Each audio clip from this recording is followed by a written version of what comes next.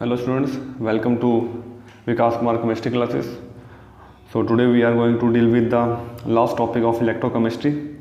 We have already deal with the types of cells, primary and secondary cells. तो आज जो हम deal करने जा रहे हैं वो फ्यूल सेल है हमारा. इसके बाद ही हमारा जो लास्ट जो टॉपिक रह जाएगा कोरोजन, वो आज ही हम ख़त्म करके इस चैप्टर को ओवर कर देंगे. तो चलिए स्टार्ट करते हैं. तो पहले लास्ट जो हमारा फ्यूल सेल है, फ्यूल सेल क्या होता है? ये एक फ्यूल सेल है जो जिसकी हमें स्टडी करनी है. ये हाइड्रोजन ऑक्सीजन का फ्यूल सेल होता है. यहाँ पे आप देख सकते हो कि ऊपर एक यहाँ पे साइड में एक एनोड है और एक कैथोड है, और हम एनोड पर जो है वो हाइड्रोजन गैस को, मतलब कि हाइड्रोजन गैस जो है एनोड पे रिएक्ट करती है और जो ऑक्सीजन गैस है वो कैथोड पे रिएक्ट करती है. और बीच में हमने जो इलेक्ट्रोलाइट यूज़ किया हुआ है हमारा बेस है NaOH, या आप KOH भी यूज़ कर सकते हो. और ये नीचे जो एक्सेस जो वाटर फॉर्म हो रहा है, क्योंकि ऑक्सीजन वो वाटर में जो जब रिएक्शन होती है तो वाटर बनता है और वाटर ऐसे बाय प्रोडक्ट यहाँ पे निकलता है. तो ये आपका ऑक्सीजन, हाइड्रोजन ऑक्सीजन का फ्यूल सेल है. बाकी और भी फ्यूल सेल्स होते हैं. पहले हम फ्यूल सेल के बारे में देख लेते हैं. फ्यूल सेल होता क्या है? तो कोई भी जो फ्यूल होता है जब उसको हम बर्न करते हैं तो it will produce the energy. तो वो एनर्जी को हम किस में कन्वर्ट करने हैं? Into the electrical energy. तो conversion of chemical energy into electrical energy is called fuel cell. मतलब जो हमारी जो केमिकल एनर्जी वो कहाँ से प्रोड्यूस हो रही है? हमारे फ्यूल से प्रोड्यूस हो रही है. तो फ्यूल हमारे पास बहुत सारे फ्यूल होते हैं. जैसे हम बात कर सकते हैं पेट्रोल, डीजल वगैरह होगा, जितने भी हाइड्रोकार्बन्स होते हैं, मीथेन, इथेन, प्रोपेन, मिथेनॉल, ये सब जो है हमारे फ्यूल्स हैं जिसको हम ऐसे यूज़ कर सकते हैं फ्यूल सेल. तो उसकी खास बात ये होती है कि जितना आपके पास फ्यूल है तब तक आप इलेक्ट्रिसिटी प्रोड्यूस करवा सकते हो. ठीक है. तो एक तरह से ये हमारा बहुत ही, मतलब कि बाकी सेल से काफ़ी अलग है, क्योंकि इसको हम कितना लंबा टाइम तक चला सकते हैं, क्योंकि हमारे पास जितना फ्यूल अवेलेबल है उतना टाइम तक ये चल सकता है फ्यूल सेल. तो आइए हम इसकी फंक्शनिंग की बात कर लेते हैं. कई बार क्वेश्चन पूछे गए हैं कि हाइड्रोजन ऑक्सीजन के अलावा कौन से ऐसे हमारे पास जो फ्यूल हैं जो हम यूज़ कर सकते हैं. तो वो एग्जांपल्स मैंने लिख दिए हैं, क्योंकि सबकी कंबशन से हमें एनर्जी मिलती है, उस एनर्जी को हमने केमिकल एनर्जी में कन्वर्ट कर लेना है. तो मेन जो है हमारा हाइड्रोजन ऑक्सीजन का है. इसको हम बेकन फ्यूल सेल भी कहते हैं. जो डिस्कवरर था इसका वो बेकन था, तो इसीलिए इसको बेकन फ्यूल सेल भी बोला जाता है. तो एट एनोड पे रिएक्शन क्या होती है? तो एनोड पे जैसे कि मैंने बताया आपको डायग्राम है कि हाइड्रोजन गैस जो रिएक्ट करती है एनोड पे जाती है, तो वहाँ पे क्या एनोड पे क्या होती है? ऑक्सीडेशन होती है. तो हाइड्रोजन अगर ऑक्सीडेशन करेगी तो क्या रिएक्शन देगी? तो आपको पता बेसिक मीडियम में तो देखो OH नेगेटिव के साथ रिएक्शन हुआ पड़ा है. तो OH नेगेटिव के साथ हुआ है और यहाँ पे क्या बना? वाटर बना. तो अगर मैं बताऊँ ये रिएक्शन हुई कैसे है, तो रिएक्शन के लिए जैसे कि अगर मैं H पॉजिटिव जो है वो किस में कन्वर्ट होगा? हमारा जो आपका हाइड्रोजन गैस है it will convert into H positive ion. तो 2 हाइड्रोजन है तो हम 2H पॉजिटिव लिख देंगे. पर ये 2 OH पॉजिटिव कहाँ चला जाता है? ये जो हमारे पास बेस है, जैसे कि हमारे पास हमने NOH डाला तो उससे OH नेगेटिव मिलेगा. तो 2H पॉजिटिव 2OH नेगेटिव से कंबाइन हो गया, हमारे पास क्या बन जाएगा? हमारे पास H2 बन जाता है. It will form H2O. तो 2H2O बन जाएंगे हमारे पास. इसीलिए जो बायो प्रोडक्ट में हमारे पास H2 निकला. तो जब हाइड्रोजन H पॉजिटिव में प्रोड्यूस हो रहा है तो it will also evolve the electrons. तो 2 इलेक्ट्रॉन भी निकलेगा. तो इस तरह से जो ये है रिएक्शन हुआ है हमारा हाइड्रोजन का. तो hydrogen will give the electrons, okay, and it will produce water. तो ये बाद में जो मैंने इसको बैलेंसिंग है तो ये 4 है. तो वो भी मैं बता देता हूँ. बाकी जो एट कैथोड पे क्या होता है, जो हमारी ऑक्सीजन है वो किस में कन्वर्ट हो रही है? OH नेगेटिव में रिड्यूस हो रही है. तो इसकी भी अगर मैं आपको बताऊँ बैलेंसिंग कैसे हो रही है, तो ऑक्सीजन जब कंबाइन, ऑक्सीजन जो है वो कन्वर्ट हो रहा है हमारा OH नेगेटिव में. तो जैसे कि आपको पता है कि यहाँ पे अब हमारे पास 2 ऑक्सीजन है और यहाँ पे हमारे पास 1 ऑक्सीजन. तो यहाँ पे हम इसको 2 कर देंगे. अब यहाँ पे 2 हाइड्रोजन होगा. तो हाइड्रोजन को हम कैसे बैलेंस करते हैं? H पॉजिटिव से. बट यहाँ पे मैं पहले भी बता चुका हूँ, जैसे कि H पॉजिटिव होगा वो OH नेगेटिव से कंबाइन होके क्या बना देगा? वाटर बना देगा. इसलिए हम यहाँ पे ऑपोजिट साइड क्या लिख देंगे? वाटर लिख देंगे. It will form H2O. उसके बाद आपने देख सकते हो कि ऑक्सीजन बढ़ चुकी है. 2 ऑक्सीजन यहाँ पर है, 1 ऑक्सीजन यहाँ पर, तो 3 हो गई यहाँ पे, जबकि हमारे पास 2 है. तो इसको हम इंक्रीज कर देंगे. हम डायरेक्टली यहाँ पे कितना कर देंगे? 4 OH नेगेटिव कर सकते हैं. तो यहाँ पे जैसे आप 4 OH नेगेटिव करोगे, 4 OH नेगेटिव, उसके बाद आपका सारा बैलेंस हो जाएगा, क्योंकि ऑक्सीजन 2 थे हमारे पास. तो यहाँ पे आप कितने H2 ले लोगे? 2 H2 ले लोगे. तो जिससे हमारे पास 2 ऑक्सीजन ये, 2 ऑक्सीजन ये, तो 4 हो जाएंगे हमारे पास. मतलब कहने की बात ये H2 कैसे है वो मैंने आपको बता दिया. बाकी आपके बैलेंसिंग के ऊपर है. हाइड्रोजन ऑक्सीजन को आप लोगों को बैलेंस करना है. तो बाद में हमने चार्ज बैलेंस करना हो तो यहाँ पे आप देख सकते हो नेगेटिव कितने? 4 नेगेटिव है, 4 नेगेटिव है. यहाँ पे कोई भी नेगेटिव चार्ज है, इसलिए हम यहाँ पे कितने इलेक्ट्रॉन डाल देंगे? 4 इलेक्ट्रॉन डाल देंगे. ठीक है. तो यहाँ पे इस जो कैथोड पे 4 इलेक्ट्रॉन हमारे गेन हो रहे हैं, जबकि हमने वहाँ पे ऊपर में हमने 2 इलेक्ट्रॉन को लूज़ करवाया था, इसलिए हम पूरी इक्वेशन को हम किससे मल्टीप्लाई करते हैं तो 2 से करते हैं, इसलिए यहाँ पे 2 लगा हुआ है और ये 2OH नेगेटिव था इसलिए यहाँ पे 4 हो गया। यहाँ पे 2H2 था तो कितना हो गया हमारे पास 4H2 और हमारे पास टोटल 2 इलेक्ट्रॉन। तो ये इलेक्ट्रॉन हमारे कट जाएंगे और ये OH नेगेटिव कट जाएगा, बाकी हमारे पास सिंपल क्या बचेगा हाइड्रोजन, ऑक्सीजन और हमारे पास वाटर बनेगा 2H2। यहाँ से 4H2 में से 2H2 कट जाएगा 2H। तो इस तरह से काम करता है। तो बाकी रिएक्शन जिनको ये इजी है, मतलब जिनको बैलेंसिंग वगैरह आते हैं तो उनको तो कोई डिफिकल्टी नहीं आएगी इन रिएक्शंस को करने में, क्योंकि बैलेंसिंग के हिसाब से ही ये रिएक्शंस हो जाएंगी, उनकी बड़ी ही सिंपल सी रिएक्शंस हो जाएगी। ठीक है बच्चों, तो मैंने फिर भी आपको एक्सप्लेन कर दिया है, जिन बच्चों को नहीं आता वो जरूर बैलेंसिंग वगैरह करिए, क्योंकि बैलेंसिंग के बगैर इस चैप्टर में कोई काम नहीं रह जाएगा, क्योंकि हमें इलेक्ट्रॉन्स वगैरह की जरूरत पड़ती रहती है। बाकी इसका जो यूज़ है वो स्पेस शटल में यूज़ होता है, जैसे अपोलो मिशन वगैरह गए थे तो वहाँ पे ये हम एज ए फ्यूल मतलब इसको हम यूज़ करते हैं स्पेस मिशंस में। Efficiency of a fuel cell, तो फ्यूल सेल की जो एफिशिएंसी है बाकी सभी सेल से सबसे अच्छी होती है।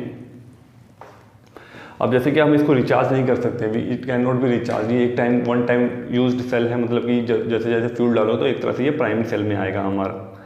अगर हमें एफिशिएंसी निकालनी है फ्यूल सेल की तो इसका जो फॉर्मूला होता है जैसे ईटा बोलते हैं इसको, ठीक है, ईटा होता है ये हमारा, ये ईटा जो है इसका फॉर्मूला होता है delta G upon delta H into 100। किसी भी फ्यूल की अगर हमने एफिशिएंसी निकालनी है फ्यूल सेल की तो डेल्टा जी हमें पता कैसे निकालते हैं, -NFE0 सेल से निकल जाता है। तो वो एक एक्सपेरिमेंटल वैल्यू, क्योंकि आपको तीनों चीज़ें चाहिए होंगी तभी आप डेल्टा जी निकाल पाओगे। डेल्टा एच क्या होता है हमारे एंथैल्पी ऑफ रिएक्शन की, आपका जो रिएक्शन की ड्यूरिंग कितनी एनर्जी जो है हमारी वो रिलीज हो रही है, तो डिवाइड बाई इंटू 100 करके उसकी परसेंटेज 83% आ जाएगी। तो वो न्यूमेरिकल वैल्यूज़ हैं, बस आपको ये फॉर्मूला याद रखना है कि how to calculate the efficiency of fuel cell. तो 83% आ रहा, तो ये एक थ्योरेटिकल हमारी जो ये वैल्यू है, फिर भी ये 70 से ऊपर इसकी परसेंटेज है, तो जो कि काफ़ी अच्छी परसेंटेज मानी जाती है किसी भी सेल की।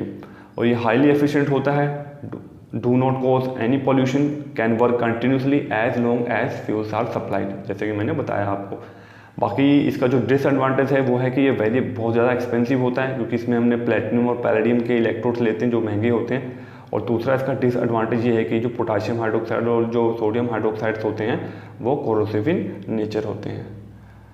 तो ये इसके डिसएडवांटेज है। तो आपको कई बार पूछ लिया जाता है कि आप इसका डिसएडवांटेज बता दिए या एडवांटेज बता दिए हमारा फ्यूल सेल। तो इसके साथ ही हमारे सेल्स खत्म हो गए हैं। नेक्स्ट जो हमारा कोरोजन, तो कोरोजन तो हम काफ़ी पहले से पढ़ते आ रहे हैं, 9th-10th में भी आपने पढ़ा होगा, ठीक है, +1 में भी कहीं ना कहीं ये टॉपिक आया हुआ है।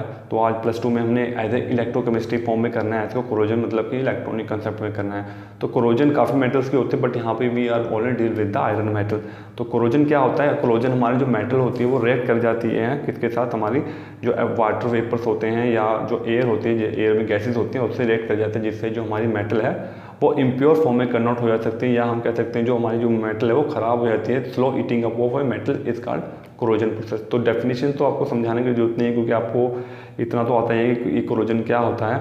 बाकी इसका मैकेनिज्म आपको देखना है कि आपको पता है कि ये जो मैकेनिज्म है आपको, हम आयरन का कर रहे हैं, मतलब आयरन कोरोजन कर रहे हैं, तो आयरन जो है यहाँ पर एनोड की तरह काम करेगा, और यहाँ पर जो आपका हाइड्रोजन जो है कैथोड जो है हाइड्रोजन की तरह काम करता है। तो क्या होता है, जो आयरन है वो ऑक्सीडाइज होगा, तो आपको पता है आयरन की 2 वैलेंसी हो तो 2 पॉजिटिव में ये कन्वर्ट हो जाएगा। Iron give 2 positive plus 2 electron.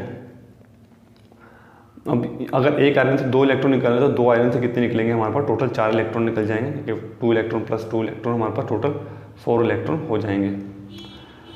यहाँ पे देखने वाली बात यह है कि जो आपका, जैसे आपको पता है कि गैसेस में हमारे पास क्या होती है, ऑक्सीजन गैस होती है, और हमारे पास वाटर वेपर्स होते हैं, H2 होता है, और CO2 गैसेस होती हैं। तो यहाँ पे एक जो साइड में मैंने बता रखा है, जैसे वाटर है एटमॉस्फेयर में, हमारे पास CO2, तो आपस में कंबाइन होकर क्या बना लेते हैं, कार्बोनिक एसिड बन जाता है ये H2CO3, जो कि ब्रेक डाउन होता है हमारा H पॉजिटिव और CO3 नेगेटिव में, कार्बोनेट आयन में। तो इनका भी रोल होता है, क्योंकि जो हाइड्रोजन एटम है वो हमारा रिएक्शन में काम आएगा। तो जैसे ही 2 इलेक्ट्रॉन हमारे निकले हैं तो ये जो हाइड्रोजन एटम है वो इलेक्ट्रॉन वो ले लेगा, ठीक है। तो आपको पता है अगर हाइड्रोजन इलेक्ट्रॉन ले लेगा तो वो क्या प्रोड्यूस करेगा, हाइड्रोजन गैस को प्रोड्यूस कर देगा। बट यहाँ पर there is no evidence for the production of hydrogen gas की। यहाँ पे जब भी हम कोरोजन की हम एनालिसिस करते तो वहाँ पे हाइड्रोजन गैस की कोई भी प्रोडक्शन नहीं हमें दिखाई देती। तो इसका मतलब जो हाइड्रोजन है वो किसी और चीज़ में कन्वर्ट हो गया। वो किस में कन्वर्ट हो गया है, जो आपका हाइड्रोजन है वो ऑक्सीजन से कंबाइन होकर वाटर में कंबाइन हो जाता है। ये इसका असली लॉजिक है। तो यहाँ पर जो आपका हाइड्रोजन है इलेक्ट्रॉन गेन करके किस में हाइड्रोजन एटम में कन्वर्ट होगा। तो ठीक है, पहले जैसे कि मैंने लिख दिया, जैसे मान लो आपको कोई भी H पॉजिटिव है, एक इलेक्ट्रॉन लेगा तो वो हाइड्रोजन एटम में कन्वर्ट हो जाएगा या हाइड्रोजन गैस में कन्वर्ट हो जाएगा। ये हाइड्रोजन जो है जब ऑक्सीजन से कंबाइन करता है तो क्या बना देगा, वाटर बना देगा। बाकी आपको पता है कि जब वाटर की फॉर्मेशन हम करते हैं तो हमें कितने मोल्स हाइड्रोजन के चाहिए होते हैं, हमें 2 मोल्स ऑफ हाइड्रोजन गैस चाहिए होते हैं, या आप टोटल कह सकते हो कि हमें 4 हाइड्रोजन एटम चाहिए होते हैं। तो वो लिखे हुए हमने 4 हाइड्रोजन, ठीक है, और हमारे पास 2 ऑक्सीजन के एटम चाहिए होते हैं। तो हम मतलब एक ऑक्सीजन का एटम चाहिए होता है और 2 मोल्स के लिए हमारे पास 2 ऑक्सीजन एटम चाहिए होते हैं। तो यहाँ पे हमारे पास 2 मोल्स के लिए हमारे पास देखो 2 to the 4 हाइड्रोजन एटम चाहिए और 2 ऑक्सीजन एटम चाहिए। तो इस तरह से अगर हम बात करें तो हमारे पास 4 हाइड्रोजन एटम निकले, तो 4 हाइड्रोजन एटम को अगर हम बैलेंस करना चाहते हैं तो हमें कितने इलेक्ट्रॉन चाहिए होंगे, 4 इलेक्ट्रॉन चाहिए होंगे। तो तभी वो हमारा हाइड्रोजन गैस में या एटम में कन्वर्ट होगा और वही चीज़ ऑक्सीजन से कंबाइन होगी तो H2 होगी। तो हमारे पास 4 इलेक्ट्रॉन की यहाँ पे यूजेस होगी। तो 4 इलेक्ट्रॉन यहाँ पे, तो 4 इलेक्ट्रॉन हमें ऊपर भी करने पड़ेंगे, इसलिए हमें 2 आयरन लेने पड़े, नहीं तो हम एक आयरन से भी कर सकते हैं। आप एक आयरन के हिसाब से भी बैलेंसिंग कर सकते हो। तो बैलेंसिंग की बात हो जाएगी। बाकी हम यहाँ पे इसका कंसेप्ट कर रहे हैं कि कोरोजन कैसे होता है, कैसे उसमें होता है। तो आयरन ऑक्सीडाइज होता है आयरन 2 पॉजिटिव में, और जो हाइड्रोजन है वो हाइड्रोजन एटम में कन्वर्ट होकर ऑक्सीजन से रिएक्ट करके वाटर बन जाती है। तो ओवरऑल रिएक्शन अगर देखेंगे तो आयरन H पॉजिटिव ऑक्सीजन, तो ये ऑक्सीजन हाइड्रोजन से कंबाइन होकर वाटर बना लेगा, और आयरन आपका किस में हो जाएगा, आयरन 2 पॉजिटिव। तो ये इसकी ओवरऑल कोरोजन रिएक्शन है। अब हम इसकी बात कर लेते हैं, इसके फैक्टर्स क्या हैं कि कोरोजन कैसे फास्ट हो सकती है, कौन कौन से फैक्टर्स को अफेक्ट करते हैं सॉरी। तो एक तो electrical chemical series. Electrochemical series मतलब जितनी ज़्यादा रिएक्टिव मेटल होगी उतनी जल्दी रिएक्ट कर जाएगी हमारी, उसकी कोरोजन फास्ट हो जाएगी। इम्प्योरिटीज़, जितनी ज़्यादा इम्प्योरिटीज़ होगी हमारे इलेक्ट्रोलाइट में या किसी भी चीज़ में, उसकी भी ज़्यादा से ज़्यादा कोरोजन होगी। Electrolyte will also increase the corrosion process. जैसे कि मैं बात करूँ, अगर आयरन आपका सी वाटर में मतलब सलाइन वाटर है आपका, तो जल्दी से वो हो जाएगा, उसमें इलेक्ट्रोलाइट डालें तो फास्ट रिएक्शन करेगा। Air and moisture, obviously air और मॉइस्चर जितना ज़्यादा होगा उतना ज़्यादा हमारी रिएक्शन होगी, उतनी ज़्यादा कोरोजन होगी। अनइवन मेटल सरफेस जितना खुरदरा होगा, जितना रफ होगा, उतनी जल्दी कोरोजन होगी, कि रफ सरफेस होने से ही वो जल्दी क्रोज होगा, उसमें जो वाटर वेपर्स है वो इजीली रिएक्ट कर सकते हैं। अब उसकी प्रिवेंशन है, मेथड है हाउ टू प्रिवेंट कोरोजन। तो कोरोजन को हम कैसे प्रिवेंट कर सकते हैं, एक तो बैरियर प्रोटेक्शन, कि हम ऑयलिंग कर दें, पेंटिंग कर दें, उसकी ग्रीसिंग कर दें, तो उससे भी हम प्रोटेक्शन कर सकते हैं। दूसरा है हमारे पास सैक्रिफिशियल प्रोटेक्शन, सेक्रीफाइस करवा रहे हैं हम एक मेटल को, जैसे कि हमारे पास कोई भी हमारी आयरन मेटल, तो उसके ऊपर हम कोटिंग कर देंगे, उसको मिक्स कर देंगे हम जिंक मेटल के साथ, तो एक बार उसकी कवरिंग हो जाएंगे तो जिंक मेटल आपका क्रोज हो जाएगा, बट हमारी जो आयरन मेटल है वो प्रोटेक्ट हो जाएगी। तो इसको हम बोलते हैं सैक्रिफाइशियल प्रोटेक्शन बोलते हैं। इसको हम गैल्वेनाइजेशन प्रोसेस भी बोलते हैं, when we use the zinc metal to protect the iron metal. ये आप बचपन से पढ़ते आ रहे हो। थर्ड जो है इलेक्ट्रिकल प्रोटेक्शन हम कहाँ पे यूज़ करते हैं, मतलब कैथोडिक प्रोटेक्शन बोलते हैं, used for submerged structures like ship, जो मतलब कि पानी के अंदर रहती है, तो उसको हम ईजिली से उसको हम गैल्वेनाइज नहीं कर सकते, मतलब कि ऑलरेडी हमारी यूज्ड में है। सबमर्ज्ड मतलब पानी के अंदर है। तो अब हम ऐसी चीज़ों को अगर फिर भी हमने प्रोटेक्शन करनी है, तो इसके लिए हम क्या करते हैं, जो आपकी जो मेटल है it is connected with the high reactive metal. जैसे आयरन को मैंने प्रोटेक्ट करना है तो it is connected with the metal high reactive, जो उससे ज़्यादा रिएक्टिव होगी। उससे क्या होगा, आपको पता है कि जो हाई रिएक्टिव मेटल होता है वो हमेशा एनोड की तरह काम करती है, तो जो लो रिएक्टिव होगा कैथोड की तरह काम होगी। तो एनोड में जो भी आपने मेटल लगाए रखी है उसकी ऑक्सीडेशन हो जाएगी और हमारा आयरन मेटल जो है वो प्रोटेक्ट हो जाएगा। इस तरह से हम आयरन को बचा सकते हैं कोरोजन से। तो इस तरह से थर्ड हमारा हो जाएगा इलेक्ट्रिकल प्रोटेक्शन, मतलब हाई रिएक्टिव मेटल से कनेक्ट कर देना है हमने।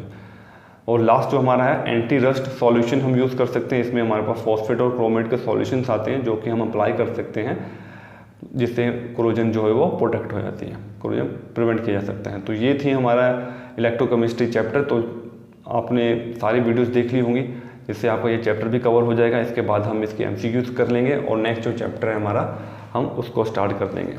तब तक के लिए आप पढ़ते रहिए इसी तरह से। Thanks for the watching my video. Please don't forget to subscribe my channel, like and share. Thanks you.